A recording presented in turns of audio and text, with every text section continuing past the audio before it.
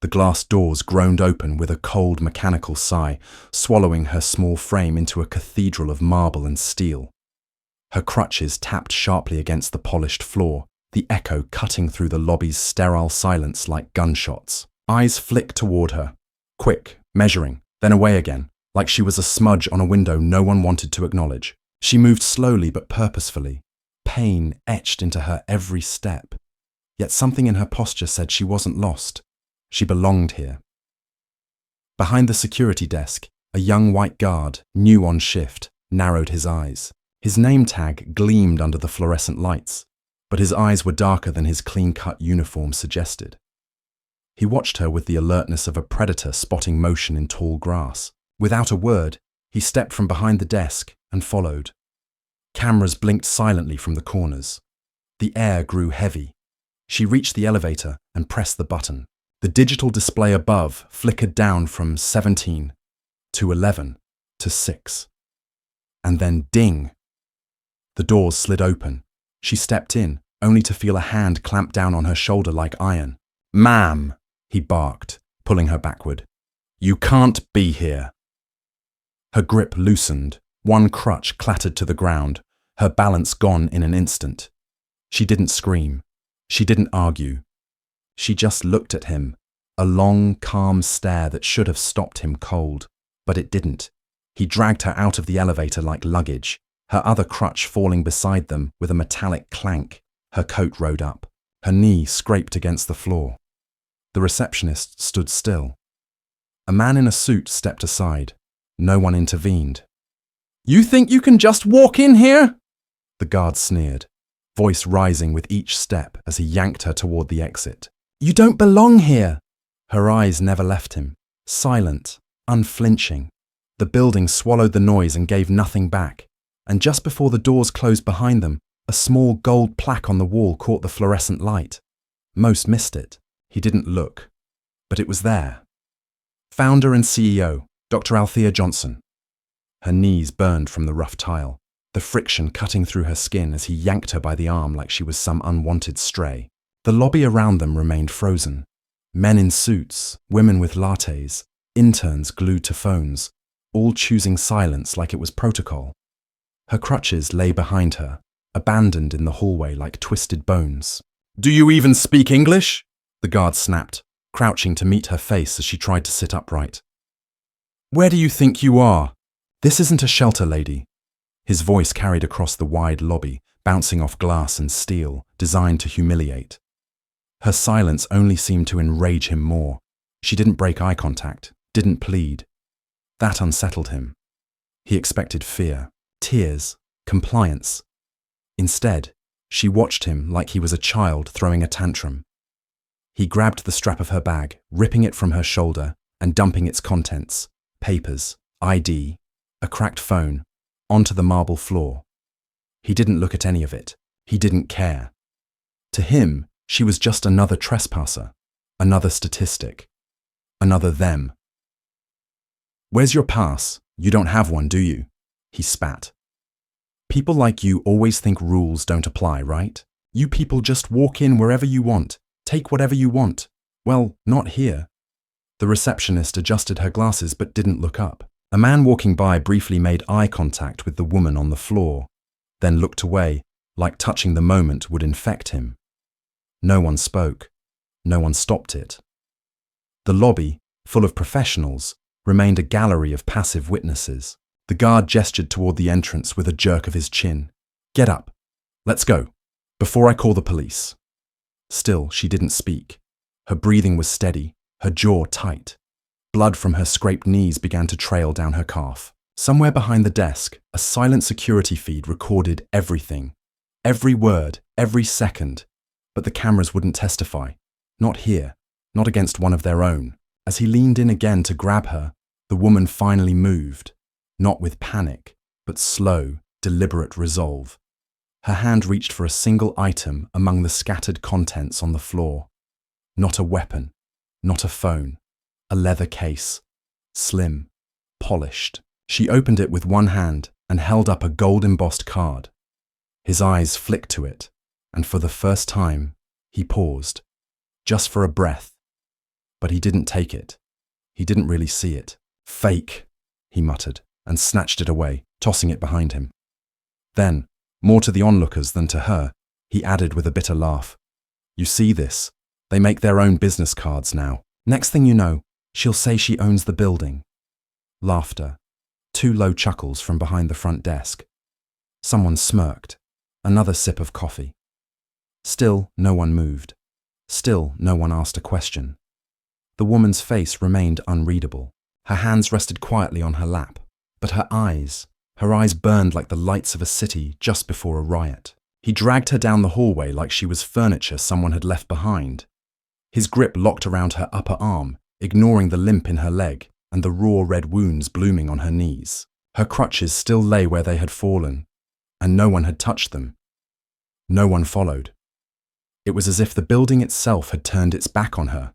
The hallway stretched on forever, cold and clinical, lined with frosted glass offices bearing the names of men in suits and degrees. As they passed, blinds shifted, shadows moved, but no doors opened, no voices rose. She was invisible, even now, even here, where her name had once meant change. "What are you doing on this floor?" the guard barked, pushing her forward when she stumbled. "This is private space, not for wandering. You don't work here." His voice dripped with that subtle venom, the kind that hides behind fake authority but reeks of hate. Hatred not just for her presence, but for her existence in a space he didn't believe she had earned. "People like you think you're entitled to everything," he muttered. "Sneaking in where you don't belong, walking around like you're someone important.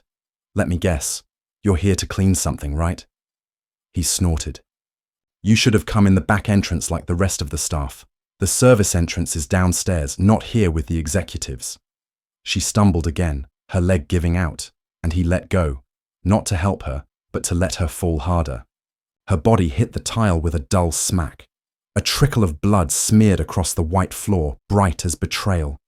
He stood over her like a victorious soldier, chest puffed, breathing heavy, like dragging her here had been some noble mission. "No badge, no escort, no reason to be here. And you're dressed like you just walked off the street, limping around with your head high. Like you matter." His eyes narrowed. "You don't." She didn't answer. Her hands curled into fists against the floor, but she didn't speak. Her silence, unbreakable, composed, began to unsettle him again. He wanted fear, panic, desperation, but she gave him nothing, only that same stare. Then the elevator dinged again, and the doors opened just a few steps away. Out stepped a woman in heels, glancing down at the scene, and stopping. "Is everything all right?" she asked cautiously. The guard straightened. "Just dealing with a situation. She doesn't belong on this floor." The woman's eyes dropped to the figure on the ground. Her expression shifted. "That's Dr. Johnson," she said slowly, with confusion. This is her floor." The guard blinked. "What?" The woman pointed to the glass wall behind them, where large brass letters read clearly, "Suite 301, Dr. Althea Johnson, founder and CEO." The world seemed to pause. A few heads peeked from behind blinds. One door opened halfway. The silence now tasted different, like something was rotting just beneath the surface. The guard took a step back, stammering, but it was too late. The damage had been done. Blood on the floor, crutches left behind, her name literally engraved on the wall. And through it all, she still hadn't said a word. But her silence wasn't weakness. It was the storm pulling in. Let's pause the story for just a moment. If you're still with us, take a second to write in the comments. Where are you listening from? Has anything like this ever happened to you or someone you know? We'd love to hear your thoughts. And if you want to follow more intense, real and raw stories like this one, don't forget to subscribe. Now, we continue. The air turned cold, not from the building's vents, but from the shift in power that neither the guard nor the few witnesses could deny anymore. He looked up at the name engraved in polished brass just behind him, Dr. Althea Johnson, and for the first time his mouth stopped moving, but only for a moment. "That can't be right," he said, voice thinner now, like he was trying to convince himself more than anyone else. They probably put her name there by mistake. These offices change hands all the time. He turned back to her, now seated against the wall, wiping blood from her palms onto her coat sleeve with deliberate calm.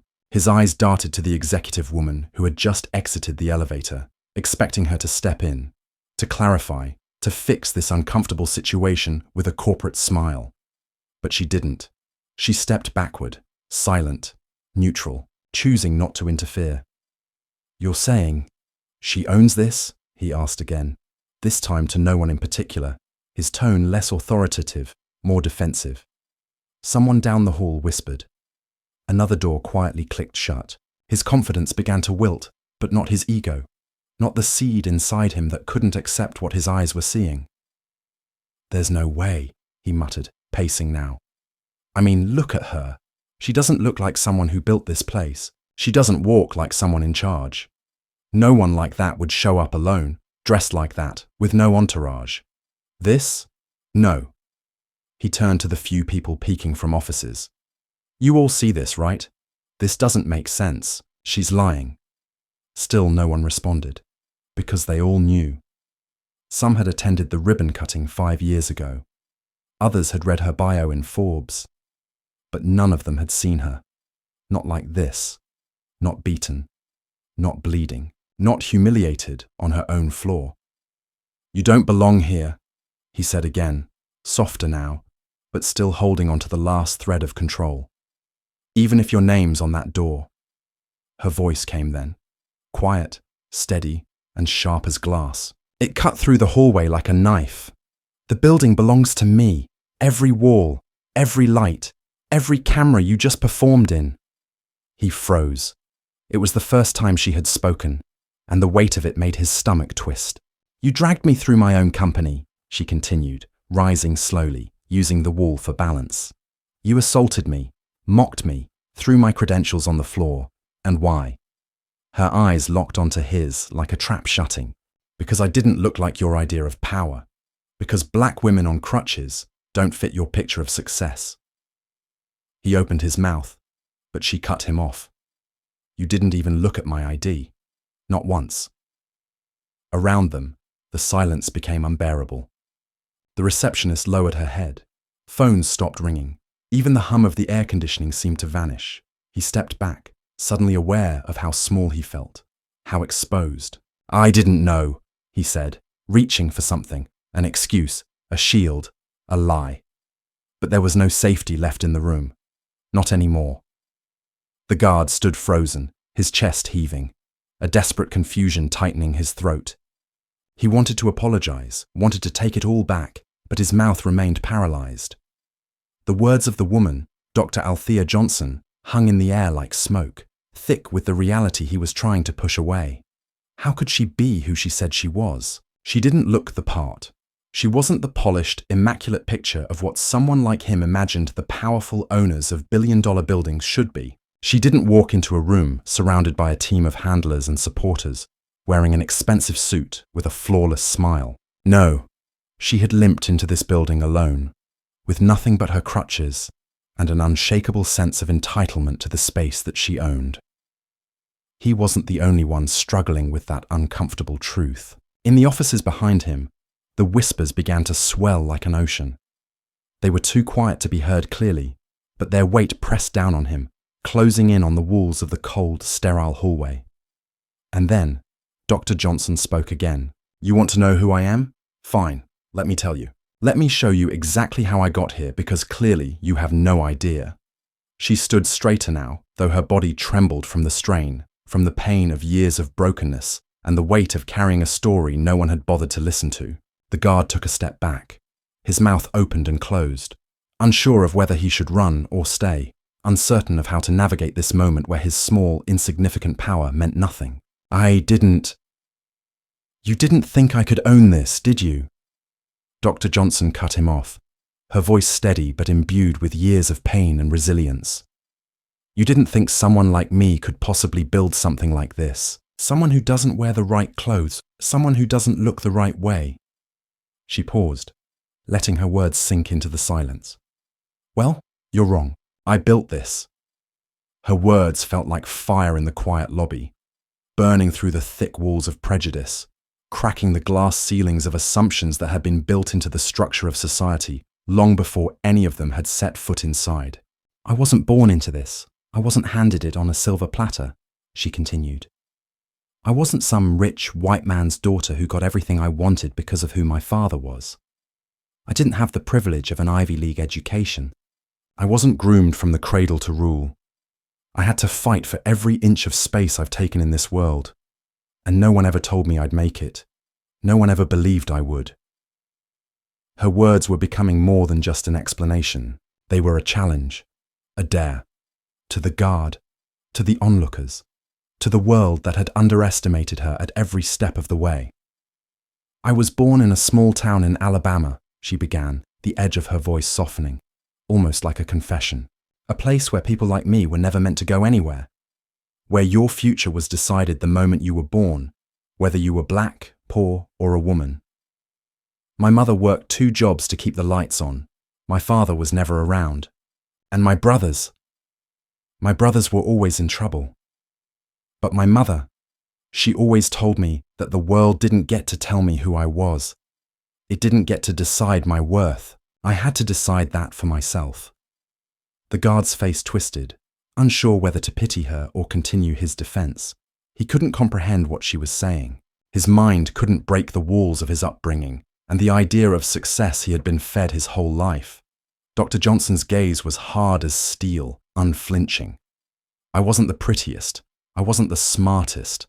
I wasn't the most privileged, but I was always the hardest working. I had to be. And if that meant people laughed at me, if it meant they didn't think I belonged, so be it. I would show them that I did." Her eyes flicked to the receptionist, still pretending to be absorbed in her paperwork, the other office workers standing at their doors, peeking out with half-hidden eyes. Not one of them had spoken a word. Not one of them had raised a finger to stop the guard. They were all complicit, all silent, in their comfortable ignorance. "My first job was cleaning floors," Dr. Johnson continued, her voice growing stronger with each word. "I worked in a fast food restaurant. I cleaned houses. I worked as a janitor. I cleaned hospitals. And while everyone else was out partying or studying, I was working. From the age of 16, I worked double shifts. No one ever cared about me, but I always knew that if I worked hard enough, if I just kept going, I would get my shot. I would get my chance to show them I was more than what they thought of me." The guard shifted his weight uncomfortably, his eyes darting between Dr. Johnson and the crowd of spectators that had gathered in the hallway. He wasn't sure what he had been expecting. Anger, maybe, or a tearful confession. Instead, he saw a woman who had built her empire with her own hands, and he couldn't process it, couldn't accept it. "When I finally got to college, I worked 3 jobs at once just to pay for tuition. They told me I was taking a spot that belonged to someone else, someone who deserved it. But I kept fighting. I kept studying. I kept going. And when I graduated, I didn't get a fancy job offer. No company wanted to hire me. So I started my own business." Her words hung in the air like a weight, slowly suffocating the guard, the onlookers, the room. "I didn't start with investors. I didn't start with a network. I started with nothing but a few dollars in my pocket and a dream. And when I built this building, when I bought this property and turned it into something useful, something people could be proud of, you didn't know who I was. You didn't even look at me."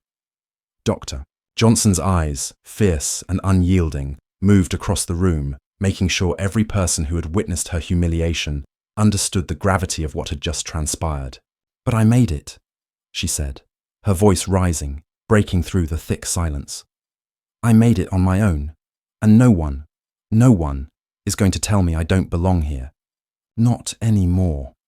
Her chest heaved as she stood tall, her posture now commanding, filled with the same defiance that had carried her through every battle of her life. The people who had stood by watched her suffer, allowed the humiliation to unfold without speaking up. Now, they had to reckon with her strength. They couldn't unsee what they had witnessed.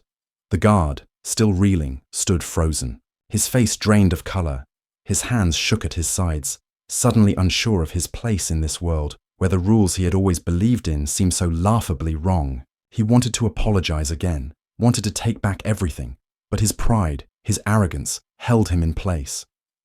"You should have seen me for who I am from the start, Doctor," Johnson continued, her voice quiet now, but every word cutting through him like a blade. "But you didn't. You saw my skin, you saw my crutches, you saw my clothes, and you decided what I was worth before you even asked my name. That's what you do to people like me." Her eyes never left him. They didn't blink. They didn't waver. She wasn't seeking his apology. She wasn't waiting for validation. She had already won. The war was over before he even realized it had begun. As the last word left her lips, the lobby grew even colder. The silence stretched, suffocating. It wasn't just the guard who felt it. It was the entire room. Everyone there knew deep down that the real power wasn't in the building, or the name on the plaque, or the money in the bank. It was in the quiet, unrelenting force of someone who had nothing to lose and everything to prove. And in that moment, they all understood. Dr. Althea Johnson had already won the war. The tension in the room was palpable, thick with disbelief and a quiet fury that no one dared to speak aloud. The moments stretched on, 1 second bleeding into the next, each breath caught between the weight of her words and the shattering silence that followed them. Dr. Althea Johnson stood tall in the middle of the lobby, the echoes of her last statement still reverberating off the walls like a drumbeat, but there was no turning back. The guard had stopped his pathetic attempts at rationalization. His eyes darted, searching for something, anything, to regain control, but nothing would come. His hands trembled at his sides, and his face, once flushed with indignation, had now gone pale. He was no longer the towering figure he had been minutes ago, barking orders and throwing her around as if she were a mere nuisance. Now, he was small. Small in front of her strength, small in front of everyone who had witnessed her rise. He knew, deep down, that he had made a terrible mistake. And now, there was no way to fix it. She didn't move at first. She didn't approach him or make any sudden moves. She simply stood there, her eyes locked on his. There was no anger in her gaze, only cold, quiet rage that simmered beneath the surface like a volcano, threatening to erupt at the slightest provocation. And then, without warning, she moved. In one fluid motion, Dr. Johnson reached down and grabbed the crutch that had been discarded on the floor earlier. She lifted it with ease, her posture firm, despite the pain radiating through her leg. She had spent years learning to navigate her world in a body that was never meant to work the way it did, but that had never stopped her. She had learned to bend the world to her will, to make it accommodate her needs, and now she would bend the people in this room to her power. The guard stood frozen as her hand gripped the crutch. It was no longer a tool for mobility. It was a weapon. The sharp edge of the metal gleamed under the harsh lights of the lobby, reflecting the last shred of his confidence as it dissolved completely. His mouth opened, but no words came out. His eyes were wide, panic bubbling just beneath the surface, but he was too slow, too late. In a single swift movement, she swung the crutch across his face. The crack of bone against metal echoed through the room, sharp and unforgiving. It was a blow that shattered the fragile sense of power he had left. The guard stumbled back, his hands flying up to his face as pain exploded in his head. Blood poured from his nose, dripping down onto his uniform in thick, slow droplets. For a moment, everything stood still. The onlookers watched in stunned silence, no one daring to move. No one spoke. They were paralyzed by the unexpected violence, the sudden shift in the power dynamic. The guard's hands shook as he touched his face, his breath coming in ragged gasps. He could feel the sting of humiliation now, the weight of the violence he had forced upon her suddenly turned against him. But Dr. Johnson wasn't finished. She took a step forward, closing the distance between them. Her crutch was still in her hand, a weapon that she wielded with the same precision as she had once used to climb out of the trenches of her past. Her eyes locked onto his with cold certainty, and she whispered, her voice low but firm, "You don't get to hurt me. Not anymore." She raised the crutch again, and this time no one moved to stop her. No one could. She had broken something in them, something deep and buried beneath their professional facades. They were all just bystanders now, witnesses to a battle that had already been won. The guard's hands trembled as he tried to push himself back, his legs giving way beneath him as he crumpled to the floor. He begged her with his eyes, his lips parted, but no words escaped him. He had lost his voice, just as he had lost his sense of power. "Please," he mumbled, but the word was a hollow echo of the arrogance he had worn just minutes before. It was the sound of defeat. It was the sound of a man who had never known what it felt like to be vulnerable. Until now. Dr. Johnson didn't speak again. She didn't need to. Her eyes told him everything he needed to know. She had already seen the truth of who he was, and the truth of who she was. There was no going back. She turned her back on him, leaving him lying on the floor, his face a bloody mess, the remnants of his pride scattered in the dust beneath him. He was no longer the man who had tried to drag her out of this building, out of her own life. He was just another broken man, one who had tried to break her and had failed spectacularly. And yet, as she walked away, she knew this was only the beginning. This wasn't just about him. This was about something much larger, something much deeper than any of them could comprehend. It was about a world that had decided who she was, long before she had the chance to prove herself. It was about every door that had been slammed in her face, every opportunity that had been denied, every voice that had told her to stay in her place. But she was done with that. She was done with silence, done with being invisible. She was done with being underestimated. As Dr. Johnson made her way back toward the elevator, her crutch tapping sharply against the marble floor, she knew she was no longer just a woman on crutches. She was a force that could not be stopped.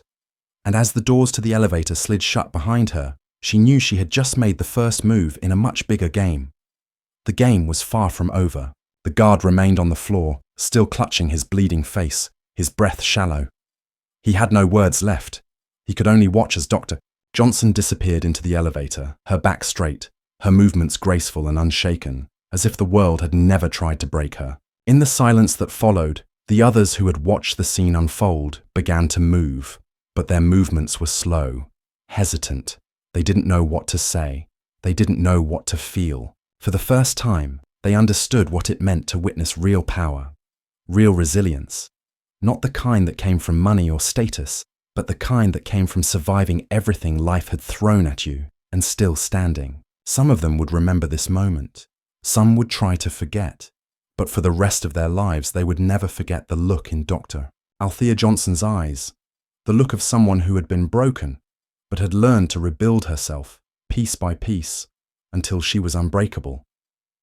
And as for the guard, well, his career was as shattered as his face, but in the grand scheme of things, that was a small price to pay for the destruction of his delusions. Dr. Johnson had won, and everyone in that building would know it for the rest of their lives. It had only been hours since Dr. Althea Johnson's confrontation in the lobby, but already the building's atmosphere had shifted. The whispers were loud now, humming through the corridors and bouncing off the walls like an infectious virus. No one seemed to know exactly what to say, but everyone had something to say about it. Those who had witnessed the event spoke in hushed tones, their eyes flicking to the security cameras as if the building itself was listening, as if the walls were judging them for standing by, for doing nothing while a woman was humiliated. But despite the growing awareness, the truth of what had happened was already being twisted. The next morning, the company's PR team released a statement, a polished, hollow piece of rhetoric, one that danced around the facts without ever confronting them. An unfortunate misunderstanding, it said, a miscommunication between security and a visitor. We deeply regret the incident and are committed to reviewing our procedures to ensure this doesn't happen again. The words hung in the air like a veil, keeping the reality of the situation from being fully seen, from being fully understood. But beneath the surface, people knew the truth. People knew exactly what had happened. They knew who Dr. Johnson was, even if they didn't want to admit it. And they knew the truth of why she had been treated the way she had. It wasn't because of some misunderstanding. It wasn't because of some miscommunication. It was because she didn't look the part. because she was a black woman on crutches, and that alone was enough to dismiss her. It was enough to make the guard, someone whose job was to protect, to serve, to make sure the building remained safe for everyone, see her as less than human, as something to be pushed aside, something to be humiliated. But now, as the days passed, the company found itself in a precarious position. The statement didn't just go unnoticed, it ignited a firestorm. People began to dig deeper. They found the footage of the incident online, circulating through social media like a wildfire. The video was raw, unedited, showing every moment of the humiliation. The world watched as Dr. Johnson, the CEO of this building, was dragged through the lobby by a security guard who thought he could treat her like any other problem. The comments started flooding in. Some stood by her, praising her for her strength, for her resilience. But the others, the ones who had always made excuses for the powerful, the ones who had never questioned the system, began to flood the comments with their own narrative. She must have done something to provoke him, they said. She shouldn't have been there in the first place. She doesn't look like she belongs there. She doesn't act like someone who owns that building. What did she expect? It was an argument that was all too familiar to Dr. Johnson. It was the same rhetoric she had heard for years, the same excuse used to justify the mistreatment of black women, of marginalized people who dared to take up space in the world. They weren't allowed to be powerful, not unless they were the right kind of powerful, the right kind of successful. But Dr. Johnson had never been that kind of person. She didn't fit into anyone's mold, and she wasn't going to start now. She had built this empire with her own two hands, but the world wasn't ready for her to take ownership of it. They weren't ready to accept her as she was. They wanted her to be smaller. They wanted her to apologize for her existence, and the world, in its ignorance, wasn't going to make it easy for her. It wasn't just the public who responded to the incident. The higher-ups in the company were quick to revisit the situation. The board called an emergency meeting, their faces grim, their voices low as they discussed how best to handle the fallout. "We can't let this escalate any further," one board member said, his voice thick with concern. "The press is already spinning this as an act of discrimination. If we don't address this now, we risk losing clients, investors, everything." The CEO, a middle-aged white man with a carefully manicured beard, sat at the head of the table, his fingers tapping nervously on the surface of the conference table. "It's a terrible situation," he muttered, his tone almost dismissive, as if it were just another inconvenience in his day. "But the guard was just following protocol. He's been with the company for years. It was an accident. We'll clear this up with a little PR." "An accident?"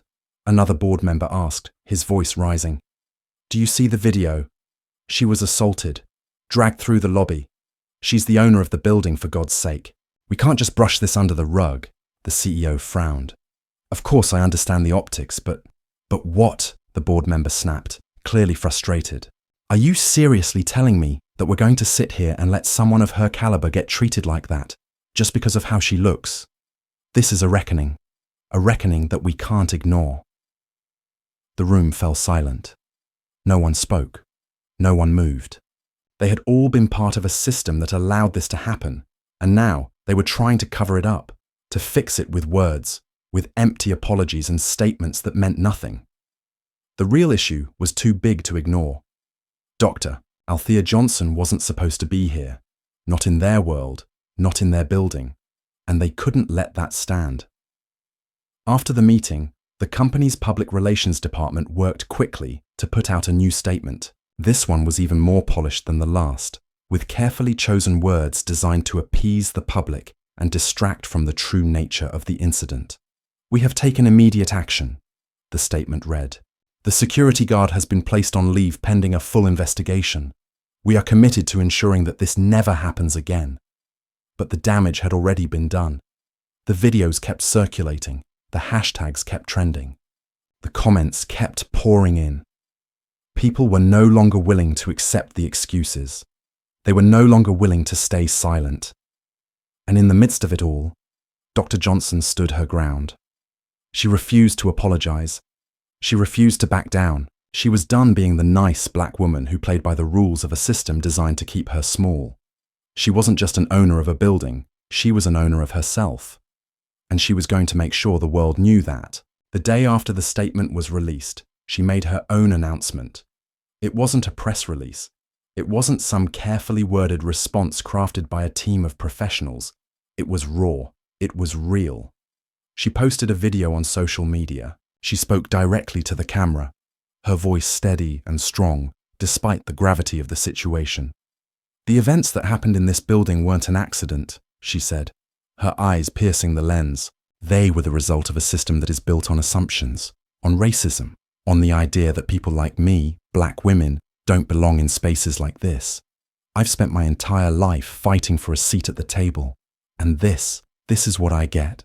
A guard who thinks he can drag me through my own building because I don't look like the other owners." She paused, her expression unwavering. "I don't need anyone's apology. I don't need anyone's pity. I don't need anyone's validation. What I need is for the world to stop pretending that this isn't happening. I need people to understand that racism doesn't just exist in the streets. It exists in the boardrooms. It exists in the buildings we own. It exists in the very systems that claim to be fair." She leaned in closer to the camera, her gaze hard and unyielding. "And I will not stand for it. Not anymore." The video went viral almost immediately. People across the world shared it, discussed it, and stood with her. For the first time in a long while, Dr. Johnson felt the weight of the world begin to shift, just slightly, in her favor. She wasn't done. Not by a long shot. The silence that followed Dr. Althea Johnson's viral video was deafening. It wasn't just the silence of the corporate boardrooms or the hushed conversations in elevators. It was the silence of society trying to ignore the sharp, unflinching truth she had put forward. For the first time, a spotlight had been cast on a harsh reality that few were willing to confront. A reality that had lived in the shadows of the glass towers, in the soft whispers of executives who passed each other by in the hallways of their privilege. The media storm that followed Dr. Johnson's declaration was nothing short of a whirlwind. News outlets scrambled to cover her story. Some gave her the platform she deserved, showcasing the raw, unfiltered truth of her experience. Others painted her as an angry, bitter woman, lashing out in the face of a minor misunderstanding. They didn't bother to address the core issue, just the theatrics. They didn't care that the guard had crossed a line. They didn't care that she had been humiliated in front of her own employees. Instead, they tried to dehumanize her, to make her the villain in her own story. "Why is she making such a big deal out of something so minor?" they asked. "Why doesn't she just forgive and move on?" But Dr. Johnson didn't bend. She didn't apologize. And she certainly didn't let herself be swallowed by the machine of corporate whitewashing. She stayed on message, kept telling her truth, and reminded the world that she wasn't just fighting for herself. She was fighting for every person who had ever been treated like she had. The millions of people who were invisible in the eyes of the system because of their skin color, their gender, or their physical condition. She had become their voice. It didn't take long before the company was forced to take action. Investors began to speak out. Social media campaigns with the hashtag #JusticeForDrJohnson began trending globally, and the pressure on the company grew unbearable. The board had no choice but to hold an emergency meeting to discuss the fallout. Dr. Johnson had seen this before, how quickly the wealthy and powerful could turn on each other, how easily the same people who had enabled the system could turn their backs when it was no longer convenient. The meeting was held behind closed doors, but word got out. The company was scrambling to salvage its image, to find a way to neutralize the storm without doing anything meaningful to change. They had no interest in accountability, only in survival.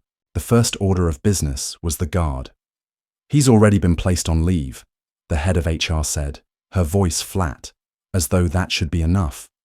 The video, yes, it's damaging, but we don't need a public spectacle here.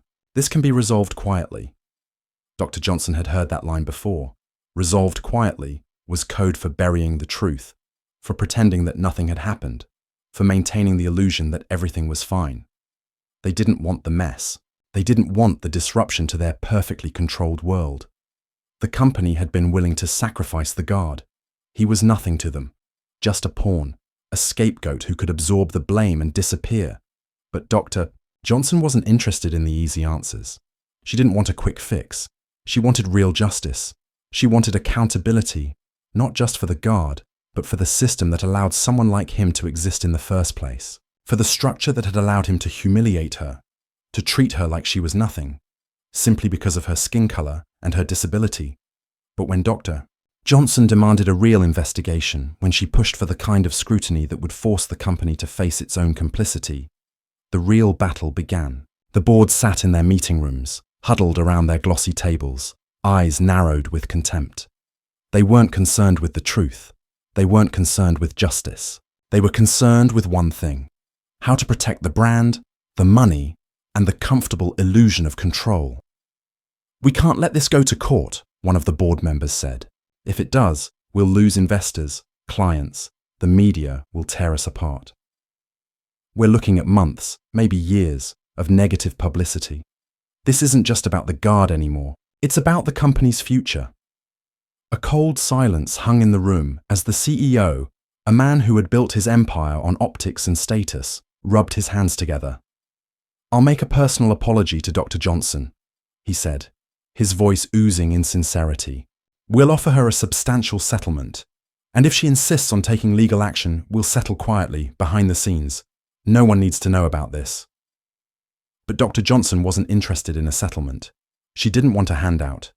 She didn't want a slap on the wrist for the guard. She wanted the world to understand what had happened. She wanted people to see the ugliness of a system that had been built on the backs of people like her, people who had always been told they didn't belong. And so, she did something the board didn't expect. She took the company to court. She filed a lawsuit, not just for the attack on her person, but for the broader issue of systemic racism and discrimination that the company had enabled, that it had turned a blind eye to for years. The court case became a media spectacle. It wasn't just about her anymore. It was about everything she represented, every black woman who had been ignored, every disabled person who had been cast aside, every employee who had ever faced discrimination and had been told to be silent. It was about the real price of success, the price of being a woman in a world that wasn't built for you, of being black in a world that didn't want you to rise, of being disabled in a world that saw you as a liability. The courtroom was filled with cameras, reporters, and observers. On one side, Dr. Johnson sat in her power, calm, composed, a force of nature. On the other side, the company's legal team shuffled through papers, their faces tight, their movements frantic as they tried to spin a narrative that painted Dr. Johnson as a troublemaker, a woman too sensitive, too angry. They tried to undermine her at every turn, questioning her motives, questioning her credibility. They even tried to suggest that she was exaggerating, that her experience wasn't as bad as she made it out to be. But Dr. Johnson wasn't fazed. She spoke clearly and calmly, presenting her case without hesitation. She didn't need to raise her voice. She didn't need to shout. The truth was loud enough on its own. When it was the company's turn to present, the contrast was stark. The lawyers stumbled over their words. They tried to make excuses. They used the same tired defense they always had when faced with uncomfortable truths. It's not that simple. We didn't know. This is an isolated incident. But every time they said those words, they were met with the cold, steady gaze of Dr. Johnson, who had long since learned how to turn silence into a weapon. She didn't need to respond. The evidence spoke for itself. The court of public opinion was already in her favor. Weeks passed. The case dragged on, but it was clear which way it was headed. Dr. Johnson wasn't just fighting for her own dignity. She was fighting for all the voices that had been silenced by the same system, the same powers that had tried to bury her. The day the verdict was finally read, the room fell silent. The judge, a white man with a stern expression, cleared his throat and addressed the court. The case of Dr. Althea Johnson versus a company name has concluded. The court finds in favor of Dr. Johnson. The actions of the defendant's security guard were both egregious and discriminatory. Furthermore, the company is found to have enabled an environment of systemic racism and prejudice. Dr. Johnson will receive a settlement of sum, and the company is ordered to implement comprehensive diversity and inclusion training for all employees, as well as reform their hiring practices to ensure greater representation in leadership positions. The air in the courtroom felt different. It wasn't just a legal victory, it was a moral one. Dr. Johnson had done more than win a lawsuit. She had forced the world to look at itself in the mirror and face the ugly truth that it had long ignored. The media coverage exploded. For once, the conversation wasn't just about a black woman being humiliated. It was about the larger issues that had led to that humiliation, about the systemic forces that had made her feel invisible, about the power structures that had never expected her to fight back. Dr.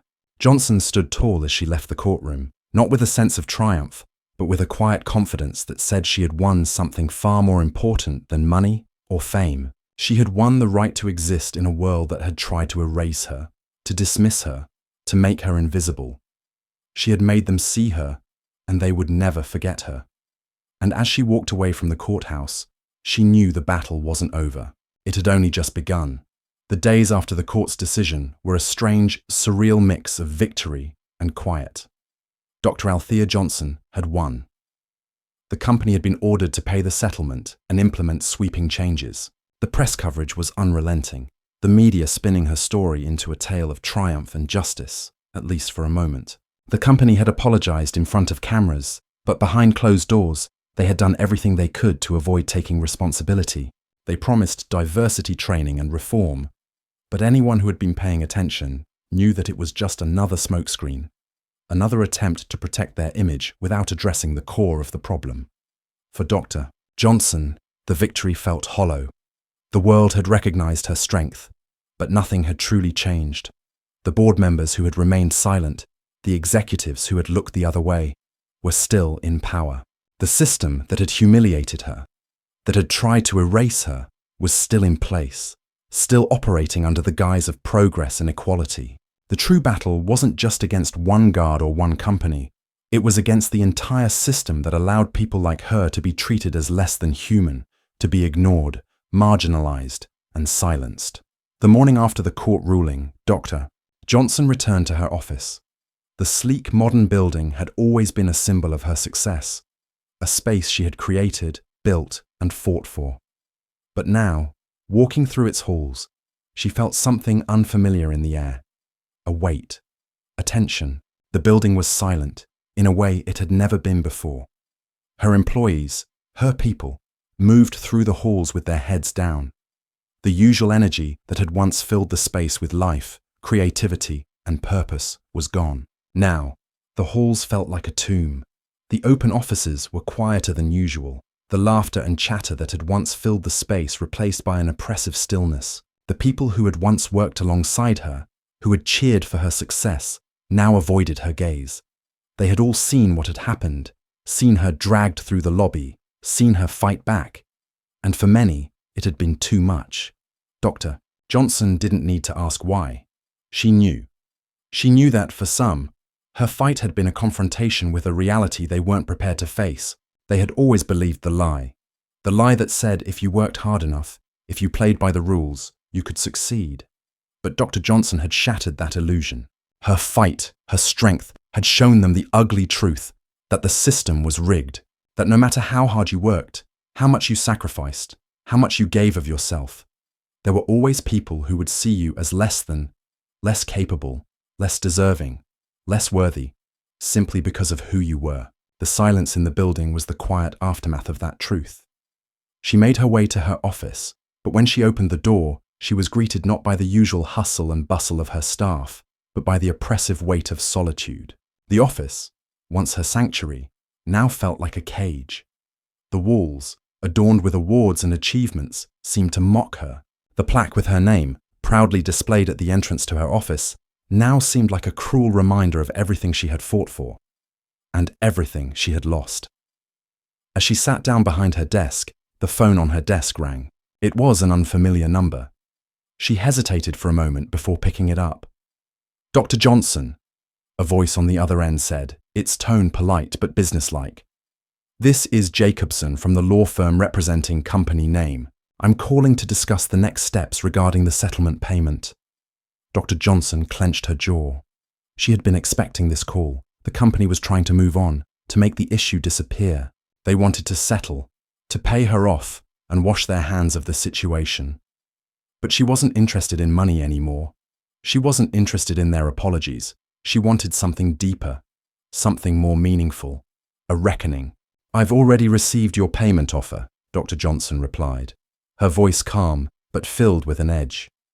"But I'm not interested in settling, not with money, not with anything that will allow you to pretend this is over." There was a pause on the other end of the line. "Dr. Johnson, I understand your frustration, but I assure you that the company has taken the necessary steps to address the situation. The guard has been terminated, and we've implemented diversity training across all departments. We're committed to ensuring that something like this never happens again." "Diversity training?" Dr. Johnson's voice was sharp now, disbelief lacing her words. "That's your solution? A few workshops and a few PowerPoint slides, and everything is supposed to be fixed? You think that's going to change the culture? You think that's going to erase what happened to me?" Jacobson's tone grew more defensive. "Dr. Johnson, I'm not here to argue with you. I'm simply trying to offer a resolution." "A resolution?" Dr. Johnson scoffed. "You want to resolve this by pretending it never happened. You want to resolve this by sweeping it under the rug and pretending that you're somehow off the hook. But I'm not going to let you get away with it." The line went quiet again, and for a moment, Dr. Johnson could almost hear the wheels turning in Jacobson's mind. He knew she wasn't going to back down. He knew that she wouldn't settle for their lies and their attempts to whitewash the truth. Finally, Jacobson spoke again. "What do you want, Dr. Johnson? What will make this right?" Dr. Johnson paused. "I want accountability. I want the company to take a long, hard look at itself and its practices.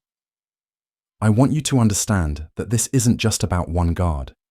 This isn't just about me.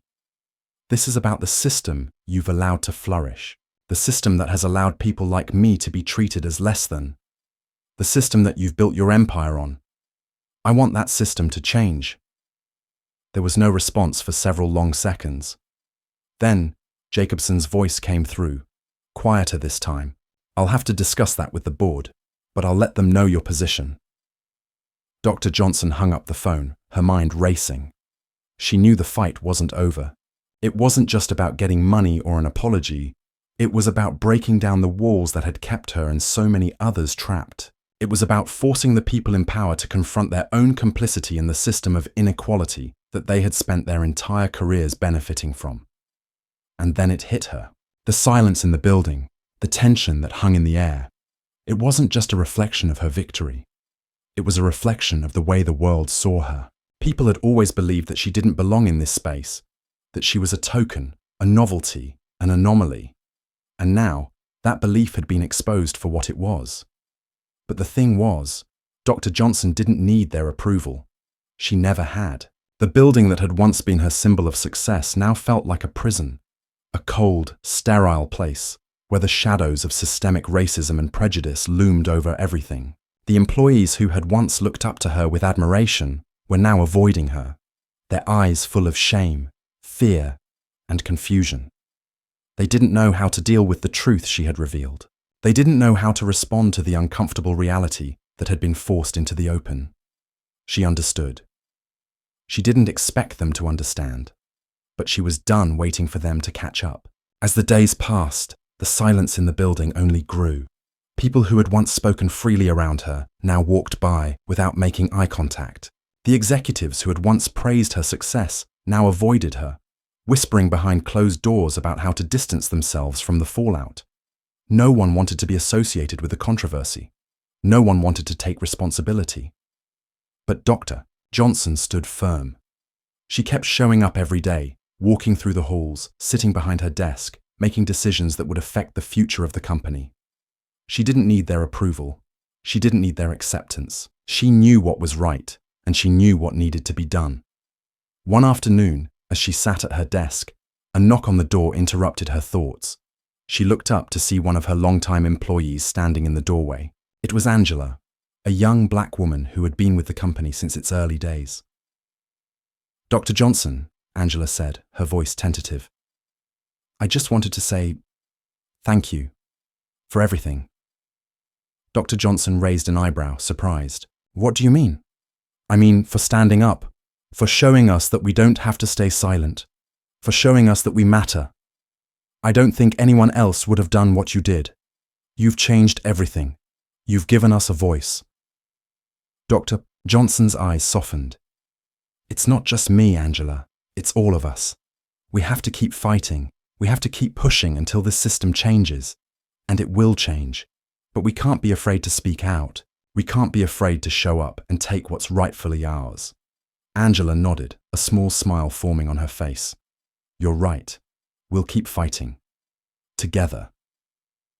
As Angela left the room, Dr. Johnson felt a spark of hope. She knew that the road ahead would be long, that the fight would be hard, but she also knew that she wasn't alone. The silence in the building, the tension, the fear, they would all fade in time. But the strength they had built together, that would last forever. And with that thought, Dr. Johnson returned to her work, knowing that the future was hers to shape. The silence in the building had become its own entity, an oppressive force that weighed down on everyone who entered. It was no longer just the absence of sound. It was the stillness of fear, of uncertainty, of people tiptoeing around the truth they didn't know how to face. Dr. Althea Johnson had changed everything, but the world around her wasn't ready for that change. The walls of the building still hummed with the energy of a system that had been built to push people like her aside, to keep them invisible, to make sure that those who dared to disrupt the status quo were kept in check. But the silence wasn't just a reflection of the building's atmosphere. It was a reflection of what had happened to Dr. Johnson.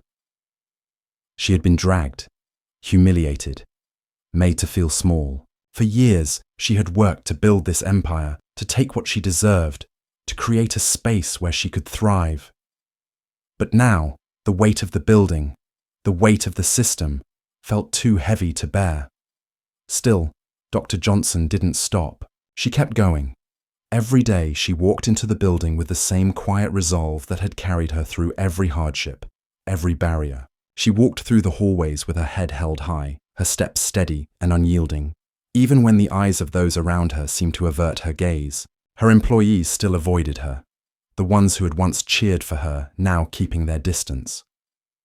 But there was one thing that no one could deny: her presence. She was a force. They had seen her stand up, seen her refuse to bow, seen her expose the ugly truths of a system they were all complicit in. They couldn't forget that. One late afternoon, as the building's lights flickered, a knock echoed through the heavy silence of her office door. Dr. Johnson glanced up. It was Angela, the same young woman who had once thanked her for showing up and fighting for change. But now, Angela was different. She looked unsure, hesitant. Her posture was rigid, her hands fidgeting with the edge of her jacket as she stepped into the room. "Dr. Johnson," Angela said softly, her voice trembling slightly. "There's something we need to talk about." Dr. Johnson motioned for her to sit. "What's on your mind, Angela?" I've been thinking a lot about everything that's happened," Angela began, her voice low but steady. "And I know things haven't been easy for you, for any of us. The building, the company. It's all changed. But there's something I need to say. Something I've been holding back." Dr. Johnson leaned forward slightly, her eyes locked on Angela's. "Go on." Angela paused, taking a deep breath. "I didn't understand at first. I didn't understand what you were fighting for. I saw the videos, I saw the comments, the way people were trying to tear you down, and I didn't know how to respond. But now I see it. I see what you've been fighting for, what you've been risking. It's not just about the building or the money or the company. It's about something deeper. It's about us, people like us, who have always been told that we don't belong, that we're not good enough, that we don't deserve this." Dr. Johnson's heart tightened in her chest. "Angela, I didn't expect you to understand right away, but I'm glad you're beginning to see it." Angela's eyes glistened, her voice quivering as she continued. "I never thought I'd get to say this, but I'm proud of you. You're teaching us all something that none of us learned in school, or in the media, or in the world we live in. You're teaching us that we don't have to hide, that we don't have to shrink. We don't have to pretend to be something we're not just to fit in. You're showing us that we can fight back. We can be back."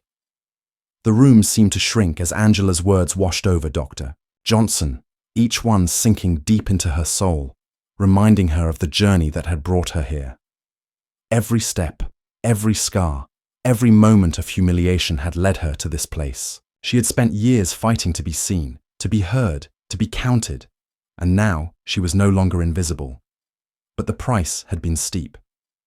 She had sacrificed friendships, respect, and a sense of belonging. She had been made to feel small, insignificant, and powerless by those who believed they were superior. Yet despite it all, she had stood firm. She had faced the storm head-on, and for the first time in her life, she felt like she had won something that wasn't just for her. It was for everyone who had ever been told they didn't matter. For every person who had been told to shut up, to step aside, to get back in their place.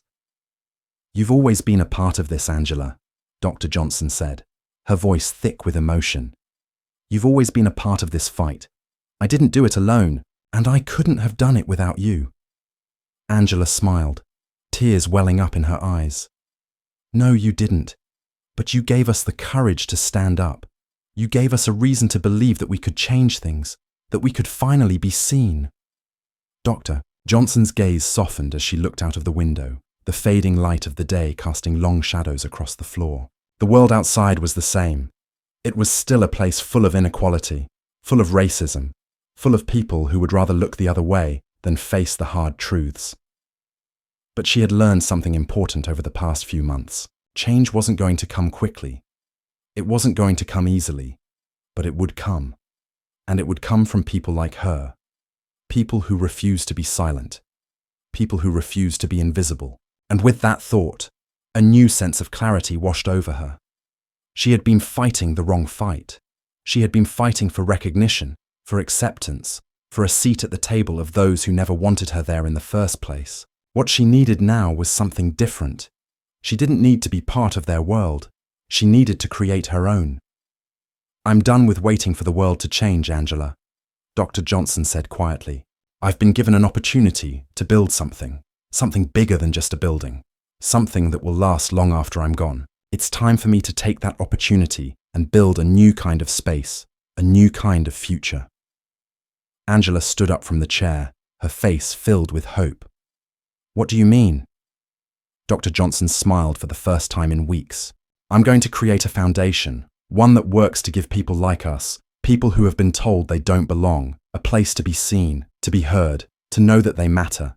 I won't just be a CEO, I'll be a voice for the voiceless. And I'll make sure that no one else has to go through what I went through." Angela's eyes widened. "You're going to change the world." "I already am," Dr. Johnson said, her voice steady and sure. "We already are." As they stood there, in that quiet office, the world outside felt different. It wasn't perfect. It wasn't even close. But Dr. Johnson had learned something vital, that her fight was not over. It was just beginning. The building that had once been her cage would soon become her platform, and she would build her own world, one where people like her would never be silenced again, where her name would be spoken with respect, not fear, where the walls would no longer hold her down but lift her up, and the echoes of those who had tried to silence her would only become the soundtrack of her triumph. Dr. Althea Johnson wasn't just going to make it. She was going to change everything, and in the end, they would all have to reckon with it. The world would never forget her. Thank you for following Dr. Johnson's journey.